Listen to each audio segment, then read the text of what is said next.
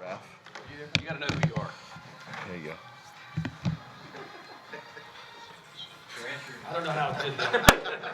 Jeez. Sorry about that. Is that a fine? Actually, it is. It is. All right, good morning.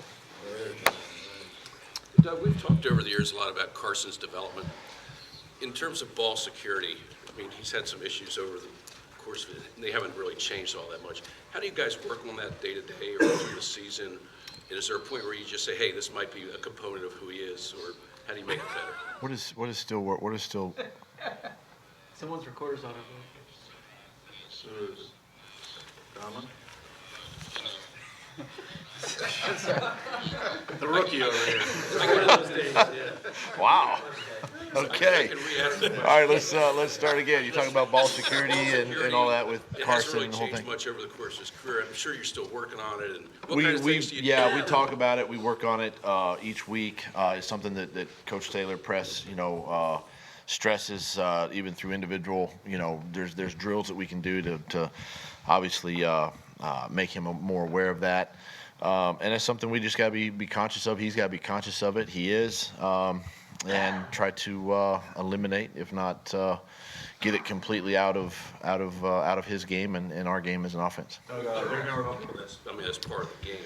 But I mean, you just want to get him down more towards the norm than Yeah, you'd like to see just maybe a few times a year, quite honestly, from that standpoint, whether it be a center quarterback issue.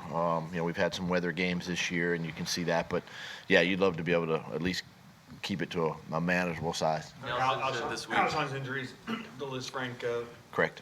and will he need surgery? Yes. Is that something that's going to be done quickly, or? I think so.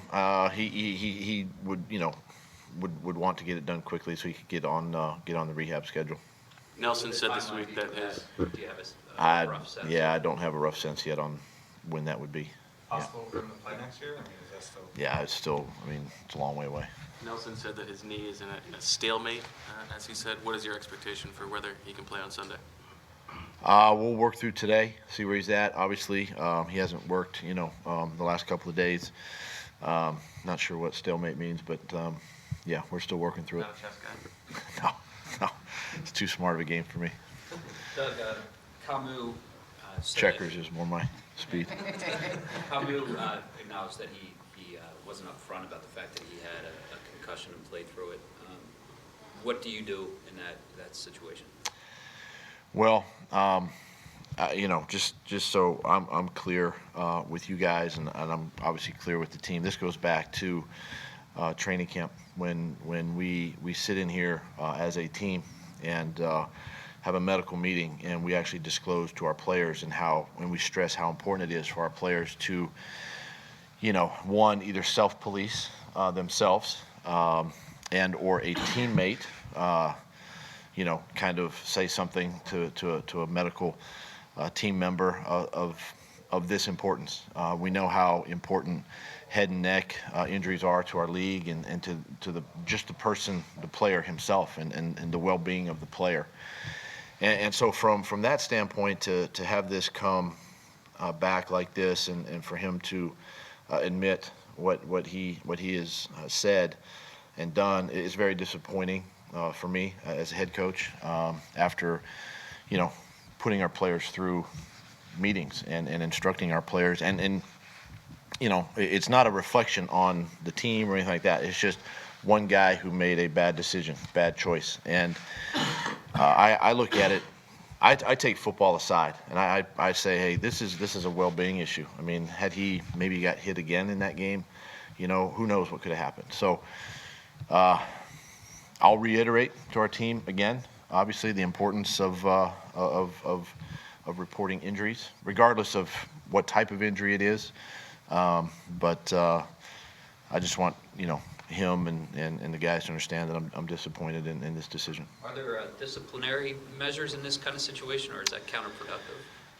Well, I think what's happened has happened. I'm going to evaluate some things, and I'll visit with Howie and just try to talk through some things if I'm going to go down that path. At the same time, Doug, as a former player, do you sort of understand where he was coming from? As he said, I think it was the first play of the game. He didn't want to go out. Yeah, I mean, you can, but listen, our game's changed since I played, and maybe then, maybe you could, but now there's too many things in place, too many protocols, too many standards that we as coaches and as players, we're trying to protect our game and the well-being of every player. And in a sense, it's a little bit of a selfish act, to take it upon yourself and make that decision when he could have gotten checked out right away, and probably would have been cleared to go back in the game, at that point. But yeah, I'm disappointed. Doug, with the uncertainty surrounding Nelson and what happened on Monday when you went into the game light at wide receiver, had some injuries in game, is there any more of a concern this week if you go in there with just 3 healthy bodies? Well, I look at it as 9 bodies, with tight ends, runners, and receivers. So we've got everything covered that way, and we've got a plan to the plan if things, if we lose a guy during the course of the game. So it's something that it's where we are right now as a team, as an offense. Guys are working extremely hard. I'm excited about the guys that get an opportunity. You've seen the improvement with JJ. You've seen the improvement with Greg Ward and Boston Scott coming on now, and so I'm looking forward to watching these guys play. You've seen Rob now for a while, but what have you seen this week from him in your offense? Again, just like Greg, when Greg was on practice squad, Robert's been working with our offense even prior to being active. And so what I've seen is a bigger physical guy, really good route runner. He's smart. He's played in games, and a guy that just understands his role and what we're asking him to do and the positions we're putting him in. So, we've got to be smart with that, with having 3 young players in there. But at the same time, we're not going to hold back and handcuff any of them. Is there any change in Jordan Howard's status? No. So at what point, and I guess you can lump Nelson in here too. I know you're kind of gearing up for a potential playoff run, but at what point do you weigh the value of that roster spot compared to the chance that the player could have returned? Yeah, I mean, we're kind of getting down here to the end, obviously. I mean, I understand the question, but I think that, my hope is that they return soon, so that we can get them back. I lean more that way of getting the player back than trying to free up a spot and then he gets healthy and he can play. So, Doug, you mentioned the 9 skill position guys, whatever. As of right now, like 4 of them have been on the practice squad. This at some point this season, can you recall a scenario where you face the same type of situation? maybe not all on one side of the ball. It's hard to think of a time. I know we've had to do that, with say a D lineman or a secondary and an offense, multiple spots, but not maybe on offense. But obviously been encouraged. You saw, I think last Monday, a guy like Boston who comes in and plays well. Greg Ward, who has stepped up the last couple of weeks and played well. And so, it just goes to the credit of, again, goes back to the coaches, our developmental program, working with these guys on Wednesdays and Fridays, after practice to continue to develop their skill.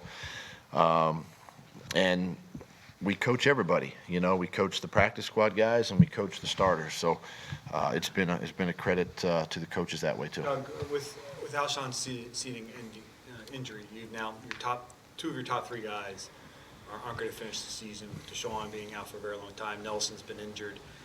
So much promise heading into the year with those 3. How do you view what's happened there, both in terms of injury, in terms of the performance in the field, and how that's really affected the team overall? Yeah, I mean, obviously, injury is a part of the game.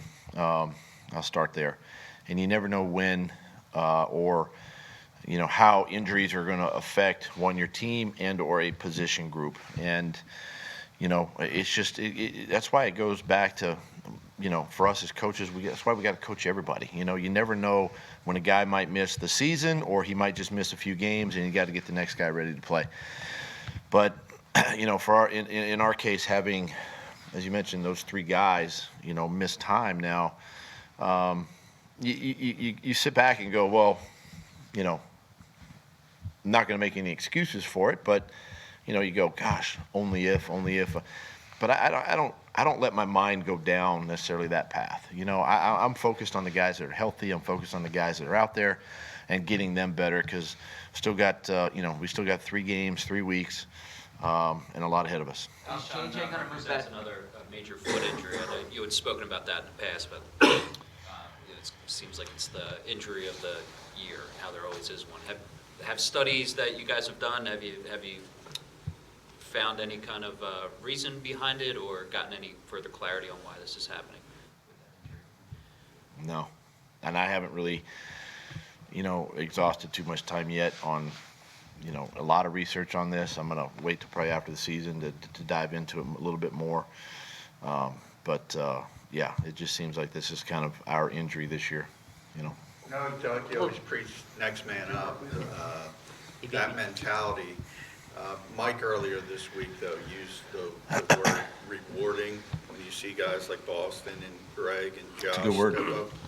As a coach, does that give you a little more juice, a little more energy to see younger guys step up late in the season? Sure. And, you know, we always have juice. I always have juice, and we're excited for our young players who have been coached along the way, who we know they've been coached the right way. They're focused on their fundamentals, their details of their job, and then to see them perform in game. And a lot of times with these young players, they just need the opportunity. They're behind an Alshon, they're behind a Deshaun, a Nelly, whatever it might be.